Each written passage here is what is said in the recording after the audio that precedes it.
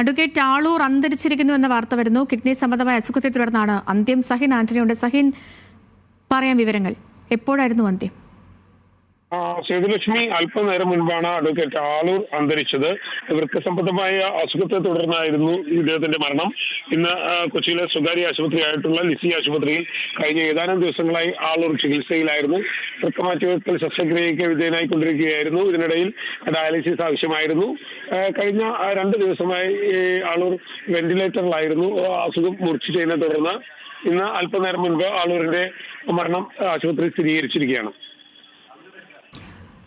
സഹിൻ, വിവാദമായ കേസുകളൊക്കെ അതിലൊക്കെ ഏറ്റെടുത്ത് രംഗത്ത് വന്നിരുന്ന ആളായിരുന്നു അഡ്വക്കേറ്റ് ആളൂർ. ഈ മരണം ഇപ്പോൾ എവിടെയാണ്? അദ്ദേഹത്തിൻ്റെ മൃതശരീരമൊക്കെ എവിടെയാണ്? ഏത് ആശുപത്രിയിലാണ്? വിവരങ്ങൾ വരുന്നുണ്ടോ? സേതുലക്ഷ്മി, തീർച്ചയായിട്ടും അങ്ങനെ തന്നെയാണ്. അതായത് കേരളം ആളൂർ എന്നുള്ള പേര് കേൾക്കുന്നത് തന്നെ സൗമ്യയുടെ മരണവുമായി ബന്ധപ്പെട്ടുകൊണ്ടാണ്. സൗമ്യ മരണത്തിൽ അന്ന് ആളൂര് വക്കീൽ വരികയാണ്. പ്രതിക്ക് വേണ്ടിയാണ് ആളൂര് ഹാജരായത്. ഗോവിന്ദസ്വാമിക്ക് വേണ്ടി അന്ന് ആളൂര് ഹാജരാകുമ്പോൾ ഈ ആളൂരിനെ ആളുകൾ എത്തിച്ചതാണ്, ഗോവിന്ദസ്വാമിക്ക് വേണ്ടി ഭിക്ഷാടന മാഫിയ എത്തിച്ചതാണ് എന്നുള്ള ഒരു ആക്ഷേപമെല്ലാം ഉയർന്നു വന്നിരുന്നു.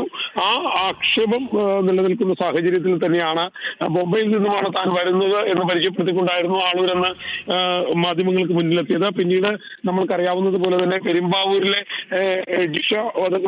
നിയമ വിദ്യാർത്ഥിനിയുടെ മരണവുമായി ബന്ധപ്പെട്ടുകൊണ്ട്, കൊലപാതകവുമായി ബന്ധപ്പെട്ടുകൊണ്ട് അതിൽ പ്രതിയായിട്ടുള്ള അമീറുൽ ഇസ്ലാമിന് വേണ്ടിയും ആളൂർ ഹാജരായി. അങ്ങനെ വിവാദമായിട്ടുള്ള കേസുകളിലെല്ലാം തന്നെ പ്രതികൾക്ക് വേണ്ടി ഹാജരായിട്ടുള്ള ആളുകൂടിയാണ് ആളൂര്. ഒപ്പം തന്നെ സോളാർ തട്ടിപ്പ് കേസിലെ പ്രതിക്ക് വേണ്ടി ആദ്യഘട്ടത്തിൽ ഹാജരായിരുന്ന ആ വക്കീല് ആളൂർ തന്നെയായിരുന്നു. കൂടാതെ പൾസർ സുനിയുടെ നടിയെ തട്ടിക്കൊണ്ടുപോയി ആക്രമിച്ച കേസിലെ അഭിഭാഷകൻ കൂടിയായിരുന്നു ആളൂർ. അങ്ങനെ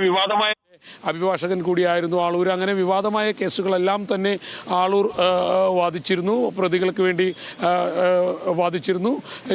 ഇതിൽ തന്നെ നമ്മൾക്കറിയാവുന്നതുപോലെ ജിഷ വധക്കേസും ഒപ്പം തന്നെ സൗമ്യ വധക്കേസും എല്ലാം ആ പ്രതികൾക്ക് കോടതി കഠിനമായ ശിക്ഷ നൽകുമ്പോഴും പിന്നീട് സുപ്രീം കോടതിയിൽ പോകുവാനും പ്രതികൾക്ക് വേണ്ടി സുപ്രീം കോടതിയിൽ ഹാജരാകാനുമെല്ലാം ആളൂർ തയ്യാറായിരുന്നു. ആ ആളൂരാണ് ഈ അസുഖം മൂർച്ഛിച്ചതിനെ തുടർന്ന് മരണപ്പെട്ടിരിക്കുന്നത്. ഇന്ന് ലിസി ആശുപത്രിയിലായിരുന്നു ആളൂരിൻ്റെ മൃതദേഹം ഇപ്പോഴുള്ളത്. ഏതാനും ദിവസങ്ങളായി ലിസി ആശുപത്രിയിൽ ചികിത്സയിലായിരുന്നു ആളൂർ.